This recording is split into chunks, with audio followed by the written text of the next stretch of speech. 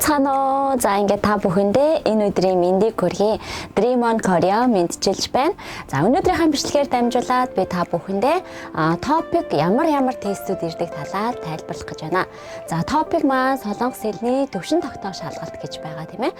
За 3 янзын шалгалт авдаг байгаа. Хамгийн эхлээд дидги. За дидги гэдэг маань сонсох баг шүү дээ. За дараа нь сиги бичих шалгалт аваад тэрний дараа ирги. За унших шалгалт гэдэг юм 3 төрлөөс бүрддэг байгаа. За тэгвэл нийт хэдэн оноо байдаг вүлээ? Топик чинь 1, 2 дугаар шалгалт гэж байгаа. За өнөөдрийн болохоор 2 дугаар шалгалтын талаар тайлбарлаж байна тийм ээ.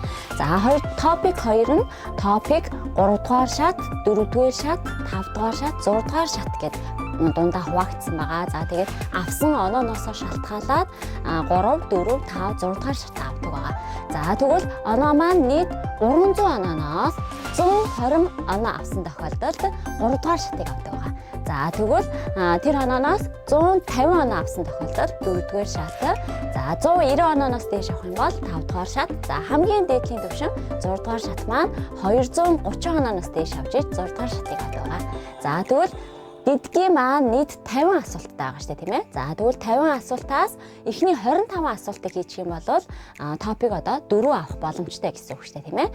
За дараа нь ирги гэж байгаа. Ирги манаас 1-ээс 50 асуулттай байгаа. За тэр 50 асуултаас эхний 25-ыг зөв ажиллах юм бол одоо топикийн 3, 4 дугаар шатаа авах боломжтой гэсэн үг байгаа тийм ээ. За гэхдээ ирги, дидги хоёр маань одоо 20-оос хойш асуултууд манаас хэцүү байдаг. Цаг нь хүрдэггүй байгаа. За хамгийн сүүлийн сигийн шалгалт маань 51, 52, 53, 54 гээд 4 асуултнаас бүрдсэн байгаа. За энийг бүгдийг асуултын дагуу өөрөө зохиож бичдэг байгаа. За мэдээж дөрмөө сайн мэдчихэж бичин штэ тийм ээ. За тэгээд сигийн маань хамгийн эхний хоёр маань одоо амьдралд хэрэглэгддэг зүйлүүд тийм ээ. Имэйл ч юм уу зар дээр гардаг зүйлдээс өгүүлбэр нөхөж бичих хоёр асуулт ирдэг байгаа. За 53 маань болохоор одоо ийм схем ирдэг байгаа тийм ээ. Схем. За тэр схем графикийг харж агаад өөрийнхөө үгээр тайлбарлаад 200-аас 300 үгээр багтааж бичдэг байгаа. За хамгийн сүүлийн 54 дугаар асуулт маань мэдээж 5, 6 дугаар шатны хүмүүсийг хардаг байгаа.